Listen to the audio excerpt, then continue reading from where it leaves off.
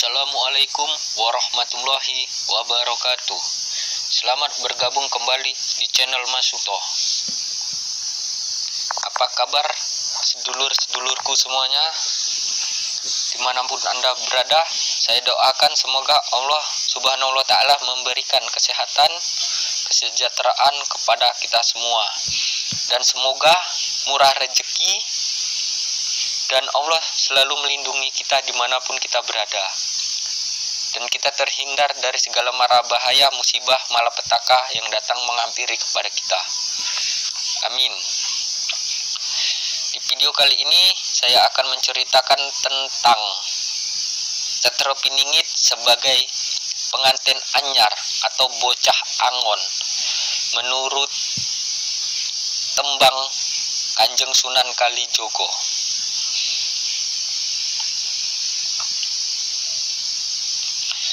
Bila suka dengan cerita ini, tonton dan dengarkan video ini hingga selesai. Jangan di-skip agar tidak gagal paham. Dan tolong dibagikan kepada teman-teman Anda agar mereka bisa mendengarkan cerita ini juga. Dan jangan lupa subscribe, like, dan komennya.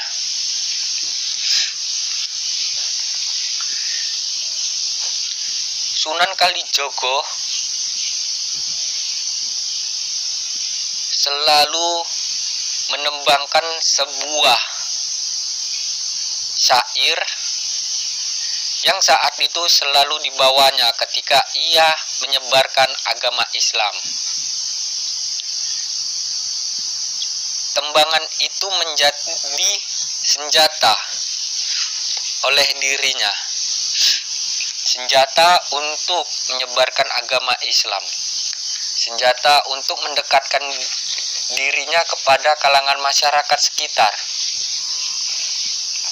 Tembangan itu berbunyi, ilir-ilir, lir-ilir, tandure wusum milir, tak ijo royo-royo, tak sengguh penganten anyar, cah angon, penekna blimbing kui, lunyu-lunyu ya penekna, kanggo mbasuhi dodot iro, dodot ira, kumitir bedah ing pinggir, dondomana jelumatana, kanggo seba mengkusuri, mumpung padang rembulani, mumpung jembar kalangani, yo sorak hayu.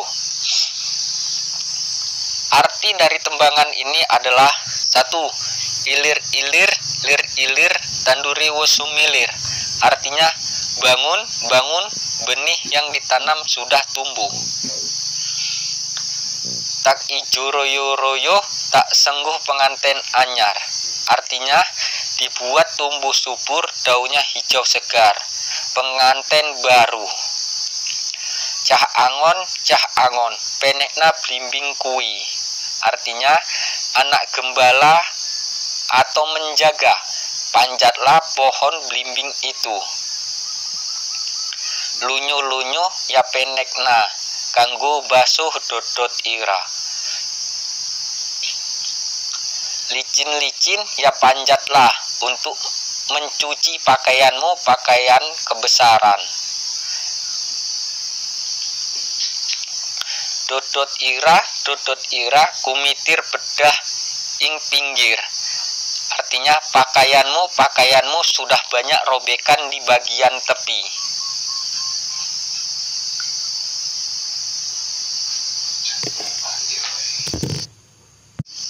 Dondomana jelumatana, kanggo sebah mengkusuri. Jahitlah, perbaikilah untuk menghadap nanti suri atau menghadap Sang Pencipta pada waktunya.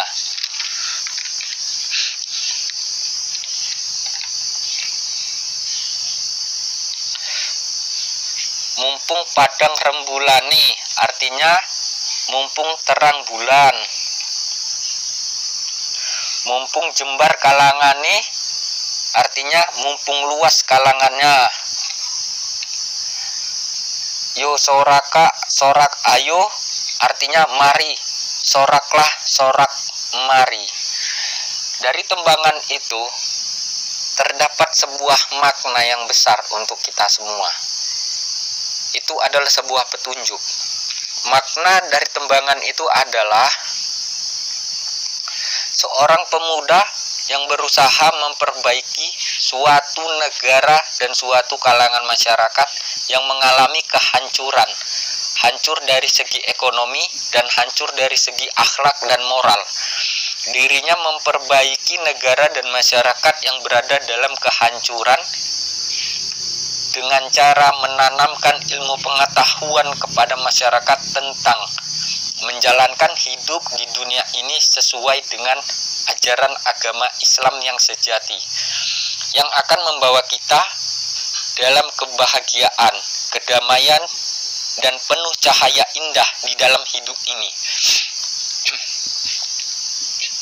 Walaupun sulit, dirinya tetap akan menjaga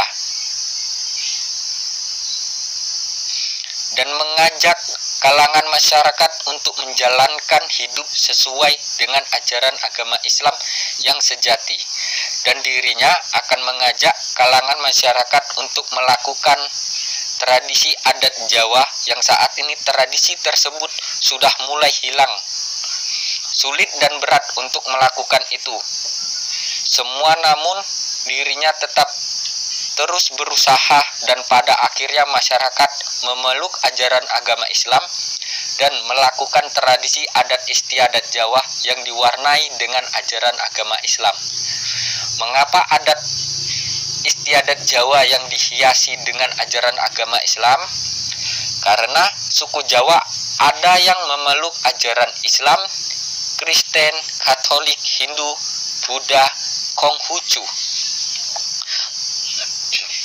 Maka dari itu, tradisi adat istiadat orang Jawa yang tepat untuk menjadi senjata untuk mempersatukan 6 ajaran yang ada di Indonesia ini menjadi satu ajaran yang membawa kita ke dalam kedamaian. Ajaran itu adalah ajaran agama Islam yang sejati. Ajaran agama Islam yang membimbing kita ke dalam perilaku pola hidup yang baik. Akhirnya masyarakat bangkit dari keterpurukan dan negara yang hancur akhirnya jaya kembali. Masyarakat dalam kebahagiaan dan hidup damai. Dan pemuda itu dicintai kalangannya dan mereka sudah tidak berada dalam kegelapan lagi. Akhirnya sang pemuda diangkat menjadi raja atau pemimpin. Akhirnya benih yang ia tanam dengan penuh kebaikan dan akhirnya tumbuh dan membuahkan hasil yang penuh dengan kebahagiaan dan keindahan. Maka dari itu, pesan dari saya, ayo sama-sama kita tanamkan benih-benih yang baik ke dalam diri anak-anak kita, istri-istri. Maksud saya, istri kita, kalau istri-istri kita berarti banyak. Jadi, maksud saya, kita tanamkan benih-benih yang baik ke dalam diri anak kita, istri kita, terutama ke dalam diri kita. Kita jaga diri kita agar kita selalu berbuat yang baik. Jangan kita membuat kerusakan atau jangan kita memberi contoh yang tidak baik kepada anak dan istri kita. Kalau kita tanamkan benih yang buruk, maka akan menumbuhkan yang buruk. Kalau kita tanamkan sebuah kebaikan, maka akan tumbuh sebuah kebaikan juga. Jadilah kita menjadi raja untuk keluarga kita. Raja yang selalu memberi contoh-contoh yang baik untuk anak dan istri kita dan jaga diri kita. Anak kita dan istri kita, bimbing mereka agar terjauh dari perbuatan keji dan mungkar. Hanya itulah yang bisa saya sampaikan. Dan hanya itu saran saya untuk kita semua. Untuk kita semua agar kita hidup menjadi lebih baik lagi. Jadi, saya ingatkan sekali lagi, sebenarnya harta peninggalan para leluhur itu bukanlah berbentuk emas, intan, permata, atau batu mulia. itu semua hanya simbolis saja. Yang sebenarnya peninggalan harta para leluhur adalah tradisi adat istiadat.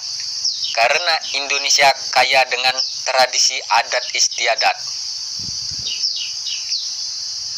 Adat tradisi tadi itulah yang akan menjadi pemersatu kita. Kita bisa menghargai antara agama yang satu dengan agama yang lain, dan adat itu tadi juga yang akan menyatukan antara suku yang satu dengan suku yang lain, agama yang satu dan agama yang lain. Kita akan hidup damai dan tentram. Tidak akan ada orang yang bisa merubah nasib kita kalau bukan kita sendiri yang merubahnya. Jangankan kita, orang lain yang merubah nasib kita. Ingat kalimat satu ini, perlu digarisbawahi. Ingat kalimat yang satu ini. Allah tidak akan merubah nasib seseorang jika orang itu tidak mau merubah nasibnya sendiri. Jadi jelas sudah, Allah aja tidak akan merubah nasib seseorang jika orang itu tidak mau merubah nasibnya sendiri. Apalagi Satrio Piningit. Yang jelas dia manusia biasa, bukan siapa-siapa dia. Dia hanya manusia biasa. Jikapun dia punya kemampuan spiritual, itu semua datangnya dari Allah. Datangnya dari Allah. Dan dia tidak akan pernah menyalahgunakan kemampuan itu. Dia tidak akan memamerkan. Karena memang itu disembunyikan sama dia. Dia hanyalah manusia biasa. Dia sama seperti kita. Kalau kita ingin seperti dirinya, maka tanamkan itu semua. Tanamkan contoh-contoh yang baik untuk keluarga kita, untuk anak kita, untuk istri kita. Maka dari itu, kita akan bisa bangkit dari keterpurukan. Hanya itu yang bisa saya sampaikan. Jika ada ucapan saya, kalimat-kalimat saya ada yang tidak enak, tidak berkenan di hati Anda, di hati saudara-saudara semua, saya minta maaf dan hanya kepada Allah saya mohon ampun. Kita lanjutkan nanti, sampai jumpa di video selanjutnya ya. Wassalamualaikum warahmatullahi wabarakatuh.